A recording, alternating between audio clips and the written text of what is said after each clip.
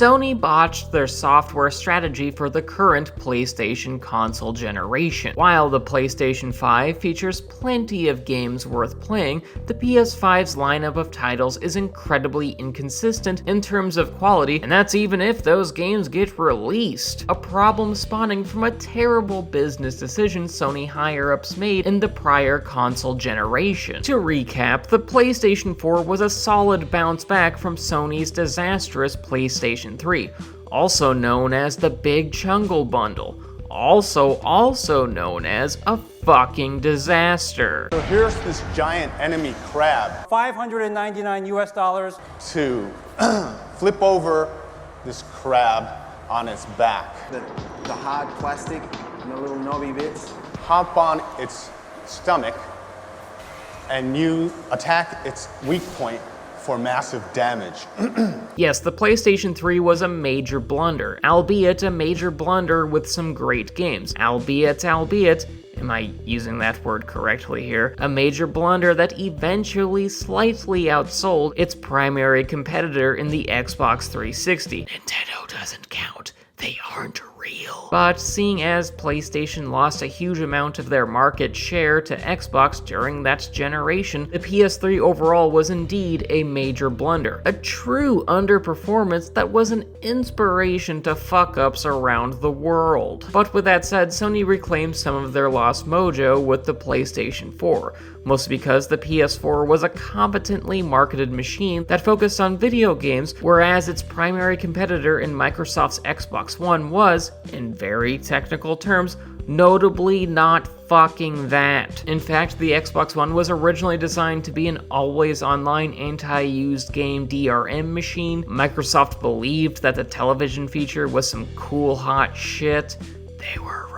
And how the console was bundled with Kinect, i.e. the worst motion control peripheral in an era with many bad motion control peripherals. But hey, at least it was a good source for some delectable memes. In other words, the Xbox One was an absolute clusterfuck inspired by horrid corporate decision-making whose failure was so disastrously obvious that it could have been predicted by everyone's local neighborhood dumbass. Because honestly, they make better choices than most businessmen who violate the Scarface rule. Don't get high on your own supply. Because with the Xbox One, Microsoft's follow-up to the acclaimed Xbox 360 may as well have been called the Xbox Full Circle Jerk. And amidst Microsoft's colossal fuck-up that was the Xbox One, Sony essentially cruised to an easy victory with the PlayStation 4, a system that regularly released some quality exclusives throughout its entire life cycle. Exclusives that were mostly narrative-driven single-player games, ones that did not feature microtransactions, loot boxes, or the encroachment of the live service fad that was starting to take over during that generation. Unfortunately, you can probably see where this is going, and if you don't, you might need to have a serious conversation with your optometrist. On April 1st, 2019, in one of the worst April Fool's jokes that wasn't actually a joke, but in retrospect, really fucking should have been, Sony appointed Jim Ryan as the new CEO and president of Sony Interactive Entertainment, which in layman's terms means that Sony appointed Jim Ryan to be the king of PlayStation, a change of leadership at the console manufacturer that occurred towards the tail end of the PlayStation 4 and Xbox One console generation. And for PlayStation's future with the then in development PlayStation 5, Mr. Jimothy Ryan aimed to make his stewardship of the brand uniquely memorable, which, to his discredit, is what technically ended up happening, but probably not for the reasons he had hoped. As many of y'all can predict, Jim Ryan heavily pushed Sony to prioritize the development of live services. While sure, he still greenlit and or oversaw some of PlayStation's big single-player franchises,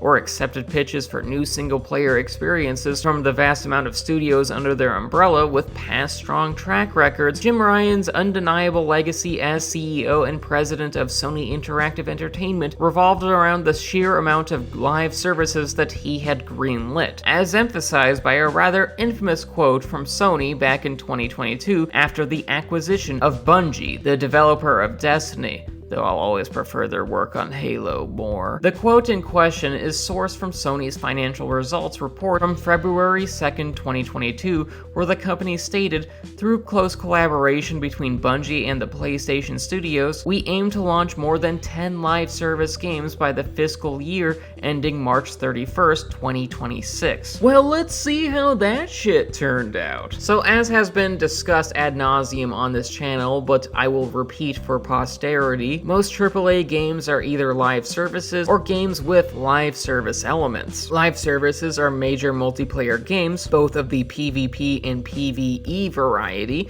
that feature a business model, and there's some degrees of this as well in single-player games with live service elements, but that is not the topic of today's video, so I'm not going to talk about it, of in-game purchases and features regular gameplay events, updates, and in-game sales, all meant to keep players sticking around with a given game long term, because the longer a player sticks with that said given game, the more likely they will to pay for microtransactions, gambling-style loot boxes, season passes, other types of DLC, and etc., meaning that these games can be incredibly lucrative if they become major hits. With that being said though, a live service becoming a best-selling blockbuster isn't guaranteed, Anthem, and a live service also isn't guaranteed to be a good game, Anthem. And to heighten the stakes further, these games require a gargantuan amount of resources in terms of time, money, and developer manpower to not only get these live services across the finish line,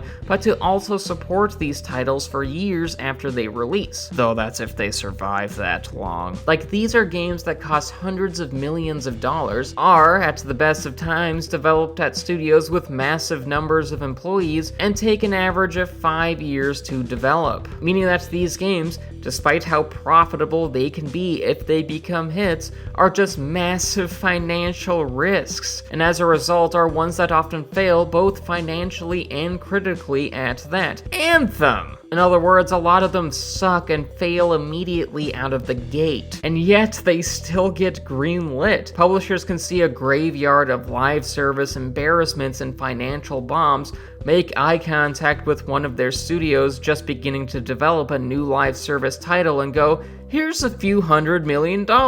We believe in you," which is just ridiculous. Now let's bring this back to PlayStation and Jim Ryan. See, AAA live services and AAA games with live service elements became the most dominant type of AAA games on the market in the back half of the 2010s and the early 2020s. It was the primary type of game that most AAA publishers greenlit back then, and still honestly do, though thankfully this has slowly been changing. But if you remember, Sony didn't start developing these titles in earnest until Jim Ryan took over as president of Sony Interactive Entertainment in early 2019, a time when live services were still relatively new, had some form of player base and user goodwill. Hence why Sony's 2022 proclamation that they plan to release 10 live services over a 4-year span like a fucking blitzkrieg of bullshit only made sense if you were a business person with a bad understanding of the gaming market and thus had a flawed financial plan of action.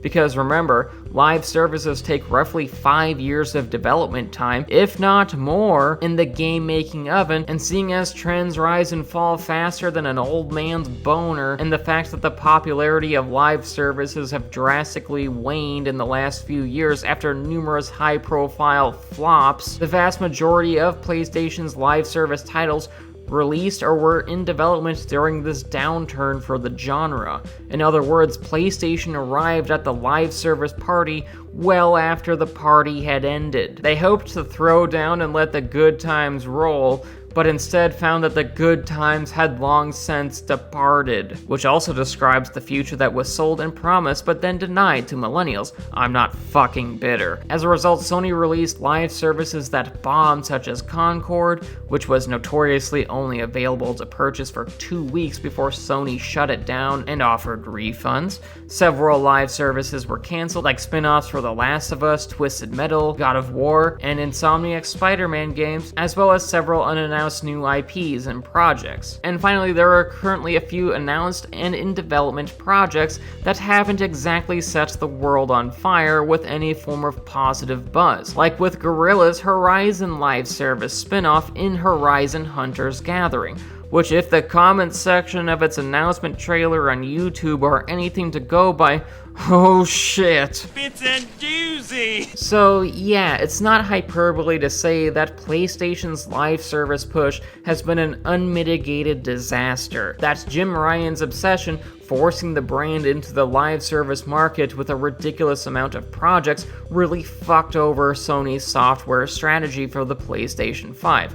And while yes, Sony has a few live service successes with Helldivers 2 and Gran Turismo 7, as well as how Bungie's recently released Marathon is performing solidly, if not spectacularly, that is a paltry few amount of successes amidst an abysmal amount of failures, because all of these studios and resources could have and should have been allocated towards projects that many of these studios and developers who have past successful track records working on single-player games that better aligned with their skill sets or create a more diverse amount of offerings amongst its single-player and or non-live service fare within a range of budgets. I mean, come on, there's a reason why Astro Bot is viewed as a success. Naughty Dog and Insomniac had no reason to be chasing the live service trend, because that shit just isn't in their wheelhouse. Also on topic, why would anyone make a house that is also a wheel? And to make matters worse, Sony is sitting on a treasure trove of IP that remains unused,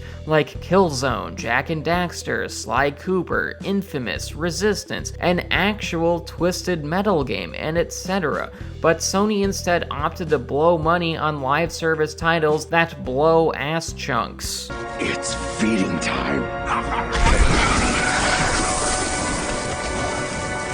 In other words, Jim Ryan's tenure as head of SIE was a massive L for PlayStation, and it's probably a good thing that he left the company in the March of 2024 because his live service strategy was absolutely ratchet. No relation. And honestly, Sony's gross incompetence would be funny if it didn't also result in serious real-world consequences, because forget about the waste of time and resources on these types of games that could have gone to better and more interesting and more likely to be successful projects, but rather let's dwell on the human cost that came with these failures and cancellations as they coincided with industry-wide issues like inflation, cost-cutting measures after the industry overinvested during and immediately after the COVID lockdowns and such, that all led to a perfect storm of Sony undergoing layoffs across its studios under the PlayStation umbrella, particularly on studios that were working on live service titles that were ultimately canned. And to make matters worse, some of these studios were even shut down, with the most egregious of these closings being Blue Point Games in mid-February 2026,